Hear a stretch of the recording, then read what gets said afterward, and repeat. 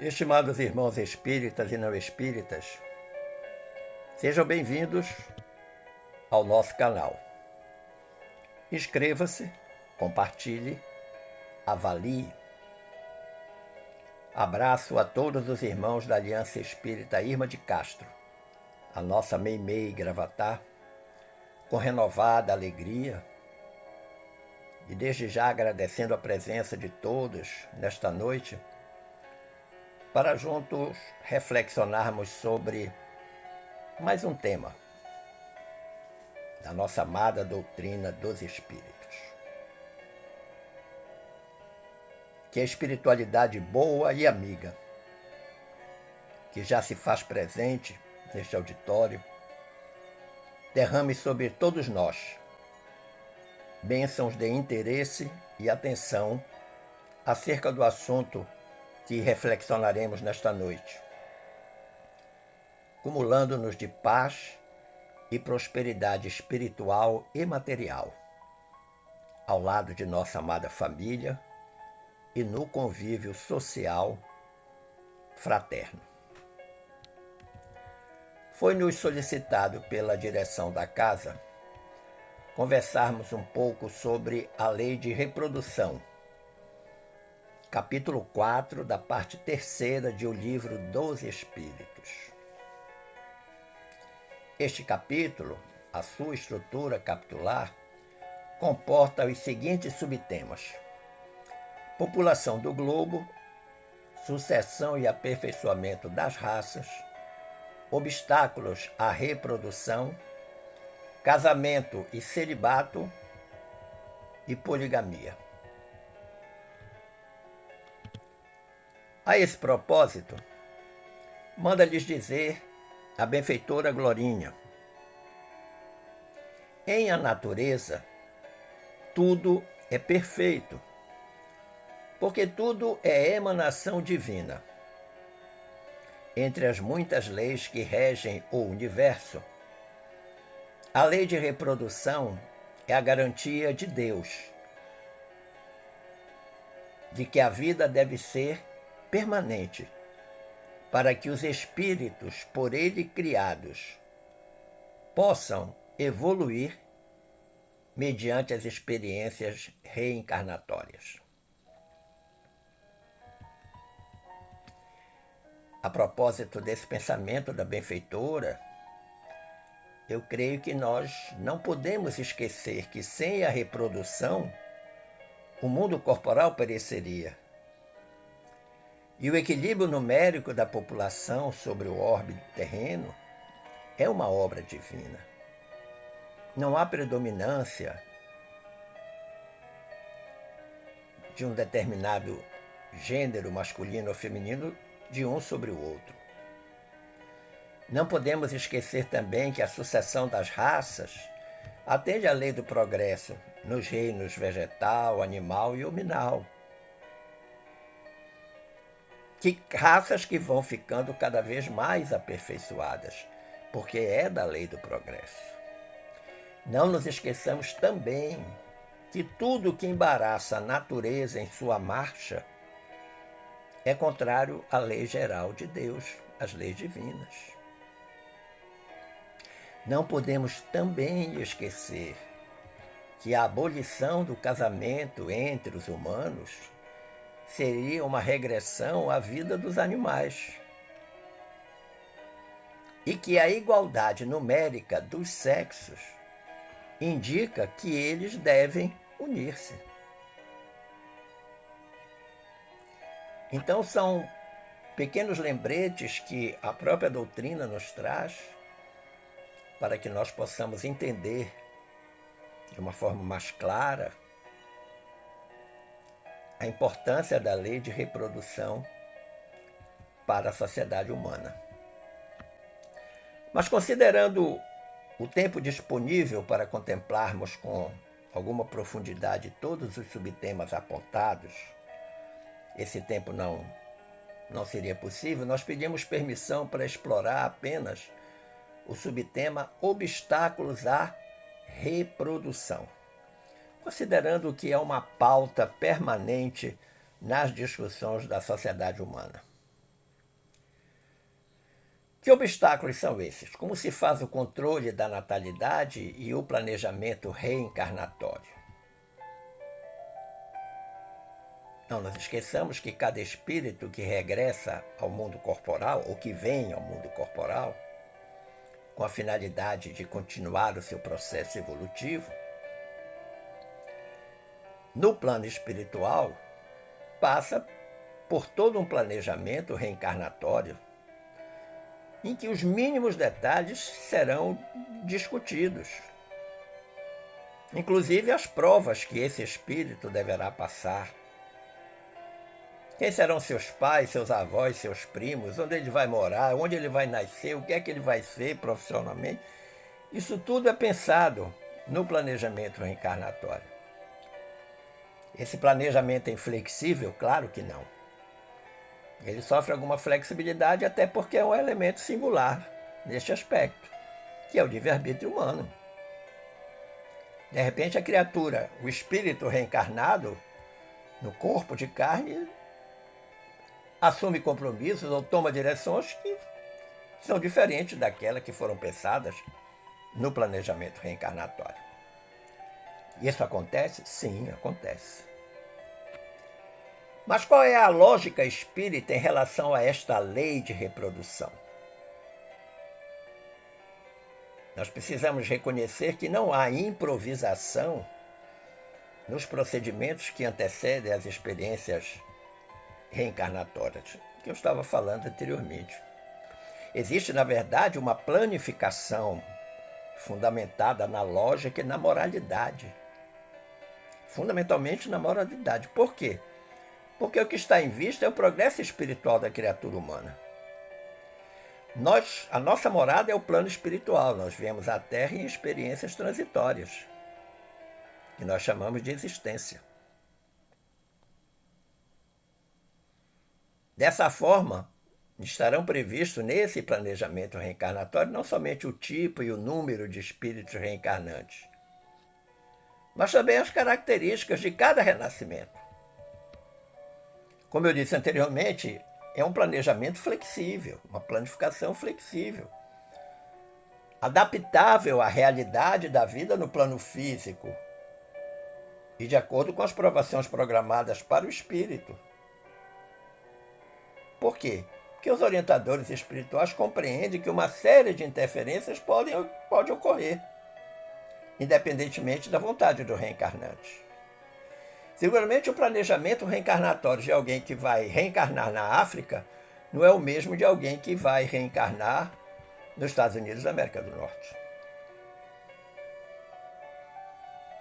Que vai reencarnar na savana africana não é a mesma coisa que reencarnar em Nova York. Que vai reencarnar numa situação de extrema pobreza não é a mesma coisa do que reencarnar numa situação de extrema riqueza. Agora, nesse contexto em que a criatura reencarna, os fatores desse contexto podem alterar este planejamento, por isso que ele é flexível. Nós sabemos que para um compromisso dessa envergadura, que é um retorno à experiência corporal via lei de reprodução, os compromissos que nós assumimos no planejamento reencarnatório, mais cedo ou mais tarde, terão que ser cumpridos.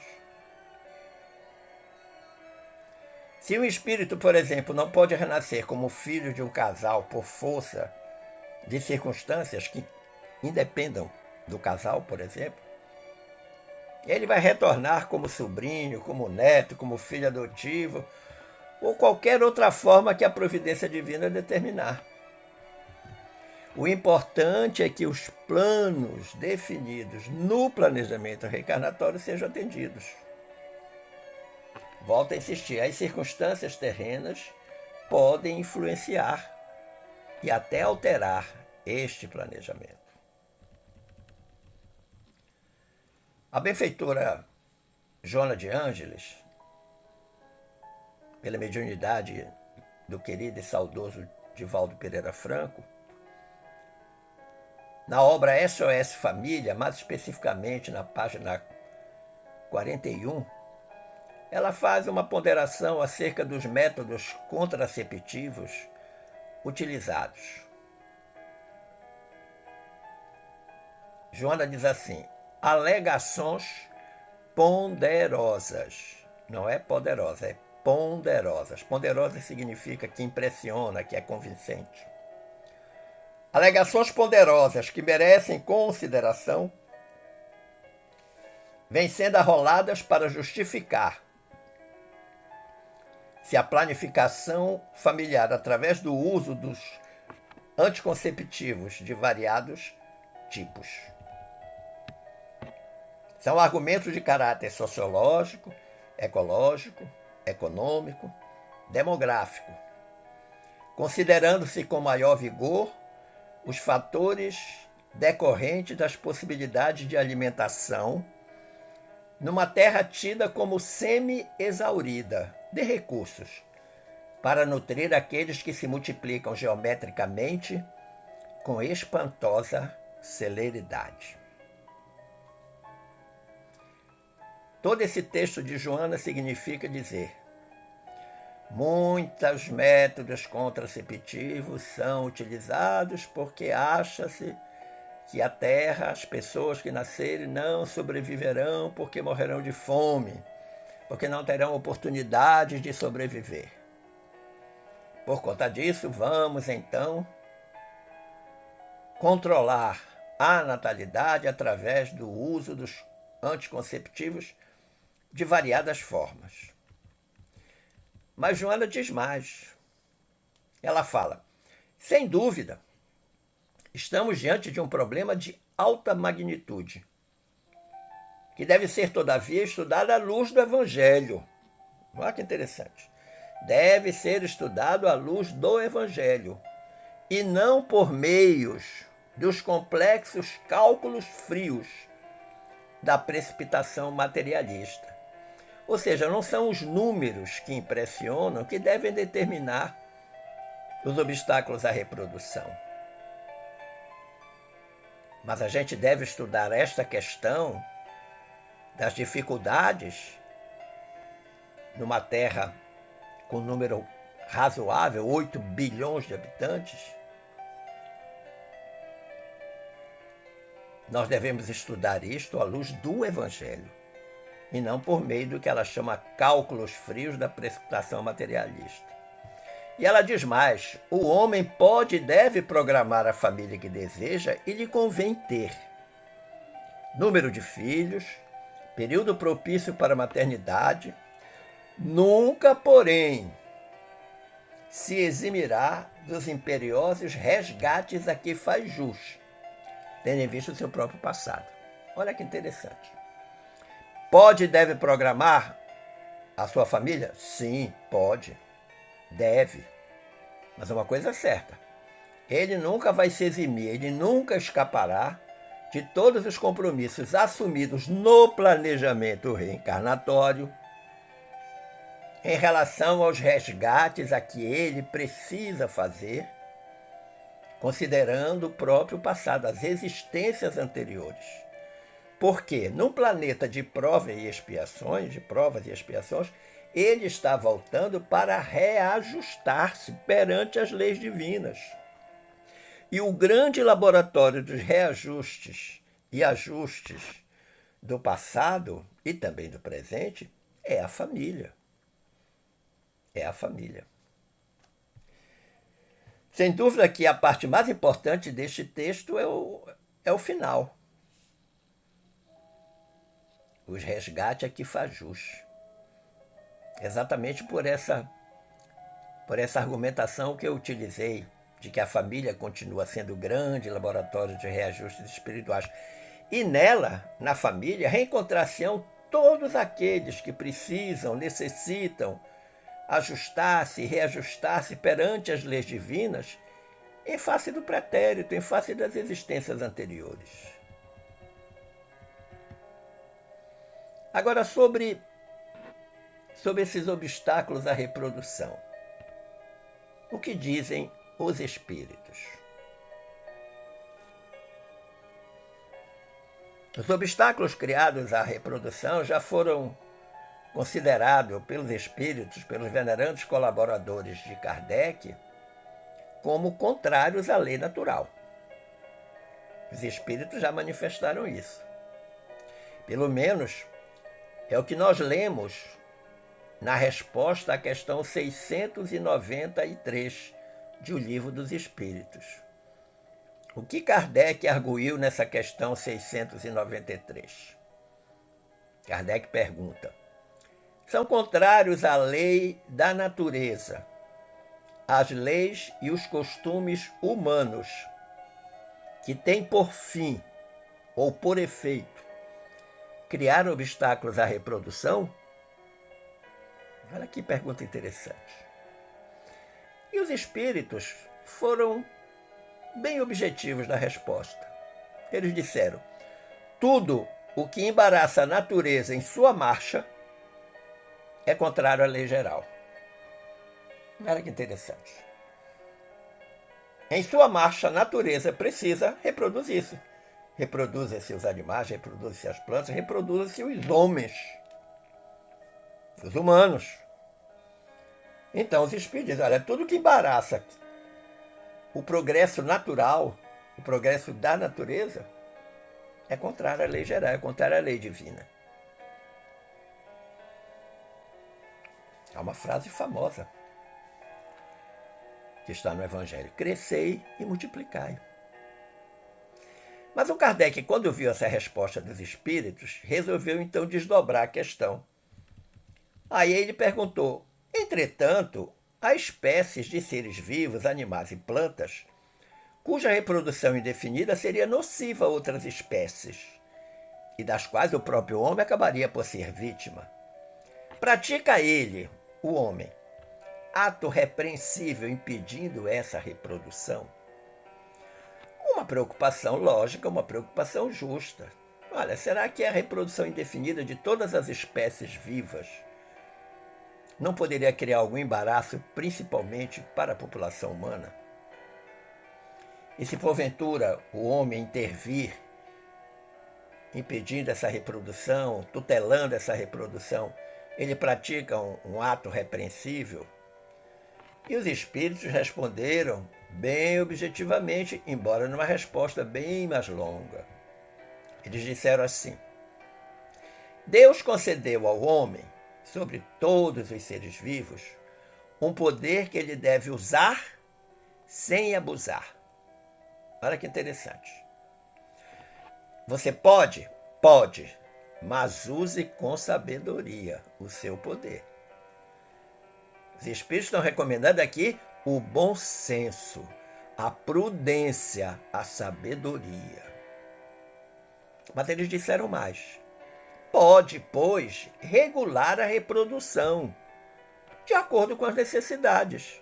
Ora, as necessidades ditarão o bom senso de que se deve ou não tutelar aquela reprodução.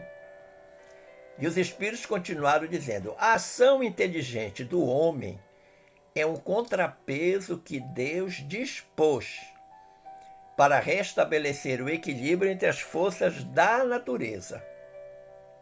E é, ainda isso, o que o distingue dos animais, porque ele realiza, o homem realiza com conhecimento de causa. Olha que interessante. Cobrando do homem a inteligência neste processo de tutela da reprodução, que deve acontecer em função da necessidade. E os espíritos disseram ainda: mas os mesmos animais também concorrem para a existência desse equilíbrio, porquanto o instinto de destruição que lhes foi dado faz com que, provendo a própria conservação, obstem ao desenvolvimento excessivo, quiçá perigoso, das espécies animais e vegetais de que se alimentam. Veja que entre os animais há um processo natural, por instinto de conservação, de diminuir em determinado momento uma determinada espécie que pode representar uma ameaça para o sistema, para o equilíbrio do sistema. Então, essa resposta dos espíritos, dada a Kardec, lá na questão 693, quando ele desdobrou, né, 693A, a gente pode reconhecer 2 pontos importantes. Primeiro, não obstante a liberdade do homem, o poder que detemos deve ser usado com parcimônia e de forma inteligente. O homem pode, mas pode com sabedoria, prudência, responsabilidade. Segundo ponto importante, a reprodução das espécies, inclusive da espécie humana, deve acontecer mediante a necessidade. Deus, em sua infinita sabedoria, sabe controlar o número das espécies sobre a Terra. Imagine, por exemplo, que para cada desencarnação humana nascessem 3 ou 4 criaturas terrenas. Em um tempo não muito longo, nós teríamos uma superpopulação na Terra. O número dos que nascem é par e passo com o número dos que desencarnam. Não pode haver predomínio de um sobre o outro. Se o número dos que nascem, que reencarnam, é muito grande, é uma superpopulação na Terra. Por outro lado, se o número dos que nascem é infinitamente menor dos que os que desencarnam, em pouco tempo a Terra pode virar um deserto de pessoas. Então, meus amigos, o controle da natalidade passa a ser legítimo quando há justificativas de ordem superior que impeçam ou dificultem o renascimento de espíritos. E isso é da alçada divina, isso não é da alçada humana, salvo em função da necessidade. Na questão 694 do Livro dos Espíritos, Kardec perguntou: que se deve pensar dos usos cujo efeito consiste em obstar a reprodução para a satisfação da sensualidade? Esse é um ponto crítico da questão da lei de reprodução. Então eu vou fazer uso de métodos contraceptivos exatamente só para satisfazer a sensualidade, só para poder ter o prazer carnal da relação sexual, sabendo que o principal objetivo seria fazer surgir um novo ser pela gravidez da mulher. E este novo ser que vai ser feito permitirá a um espírito reencarnante voltar ao plano terreno para continuar o seu processo evolutivo. A gente tem consciência disso. Então, quando Kardec perguntou, olha, o que é que a gente deve pensar dessas criaturas que utilizam os métodos contraceptivos apenas pelo prazer da sensualidade, da satisfação da sensualidade? Os espíritos responderam também bem objetivamente. Isso prova a predominância do corpo sobre a alma, enquanto o homem é material. Ou seja, é a predominância da matéria sobre o espírito, do materialismo sobre o espiritualismo, das coisas terrenas, bem materiais, sobre as coisas divinas, da espiritualidade. Porque o homem está preocupado exclusivamente em manter o seu prazer.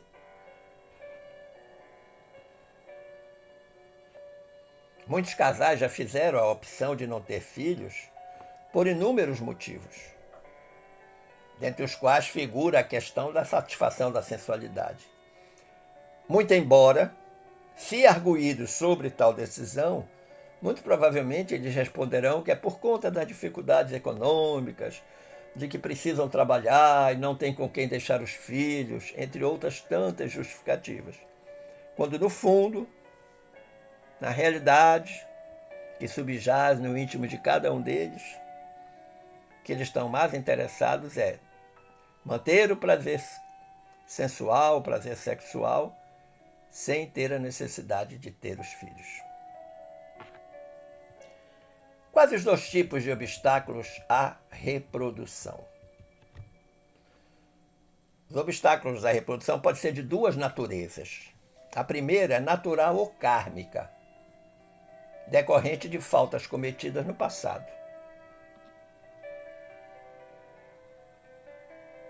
E aí a gente relembra ou recorda aqui as dificuldades de algumas mulheres de não conceber filhos, de ser estéreis, homens também. Muitas vezes, este obstáculo é uma resposta que a criatura reencarnada está recebendo a uma falta que cometeu no passado. No passado utilizou mal o aparelho genésico, por exemplo, e pediu para voltar com alguma limitação para poder cumprir esse resgate kármico. E o segundo tipo de obstáculo é artificial, que é um fruto da ação humana, através das pesquisas, da ciência, que estabeleceu diversos métodos e medidas anticoncepcionais, usados em larga escala.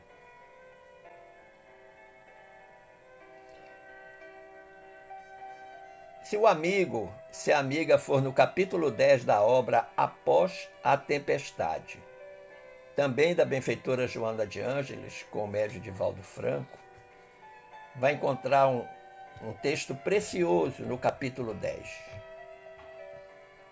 Joana diz assim: o homem pode e deve programar a família que deseja e lhe convém ter, algo parecido com o que a gente falou anteriormente, como o número de filhos e o período propício. Mas nunca se eximirá dos resgates a que faz jus.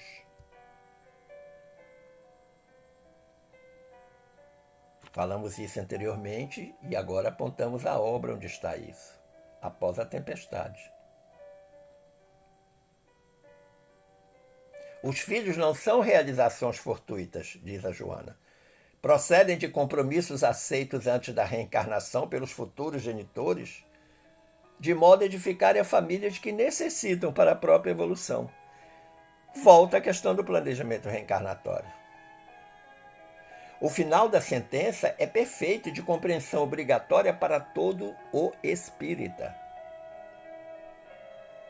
Nossos filhos procedem de compromissos que assumimos enquanto espírito no planejamento reencarnatório. Razão pela qual impedir a vinda desse espírito reencarnante vai estar em desacordo com o que foi planejado pelos espíritos antes de regressarmos à experiência corporal. E Joana diz mais: é lícito aos casais adiar a recepção de espíritos que lhes são vinculados, impossibilitando mesmo que se reencarnem por seu intermédio. Ela diz que é lícito. Mas, aí ela coloca uma conjunção adversativa. As soberanas leis da vida dispõem de meios para fazer que os rejeitados venham por outros processos, à porta dos seus devedores ou credores, em circunstâncias talvez muito dolorosas, complicadas pela irresponsabilidade desses cônjuges que hajam com leviandade, em flagrante desconsideração aos códigos divinos. Algo também que nós falamos anteriormente. Agora, a Joana de Ângeles é que está nos apresentando este aspecto. Você pode adiar a recepção? Pode, mas que o espírito um dia vai chegar à sua porta, isso com certeza vai acontecer. Por quê? Porque está tudo acertado no planejamento reencarnatório. Ele é flexível, mas não pode ser mudado. Ele se ajusta de acordo com a circunstância. Não há mecanismo de fuga aos compromissos assumidos nesse planejamento. Mais cedo ou mais tarde, todos se reencontrarão, não obstante os esforços de negação por parte dos pais. Você pode utilizar o anticonceptivo que você quiser. Em algum momento, o reencontro vai acontecer. E quando isso acontecer, é possível que seja sob o manto da dor e da dificuldade. Daí porque é preciso pensar com prudência e sabedoria sobre isso. Conclusivamente, meu amigo, minha amiga, digo-lhes que, como as demais leis morais, a lei de reprodução visa garantir a manutenção das espécies no orbe terrestre. Ponto pacífico. E particularmente no caso da espécie humana, garantir-lhe a oportunidade do progresso espiritual, mediante as sucessivas reencarnações conquistadas graças à lei de reprodução. Mas fica uma grande pergunta no ar. Que direito tem o homem de obstar ou impedir o regresso de um espírito que necessita reencarnar? E aqui vai surgir um outro elemento nessa triste equação, que é o aborto. Mas isso vai ser tema de uma outra conversa. Esperando ter contribuído para o entendimento desse tema, eu agradeço o carinho da atenção e das boas vibrações dispensadas e desejo que fiquemos todos em paz com Jesus. Um forte abraço!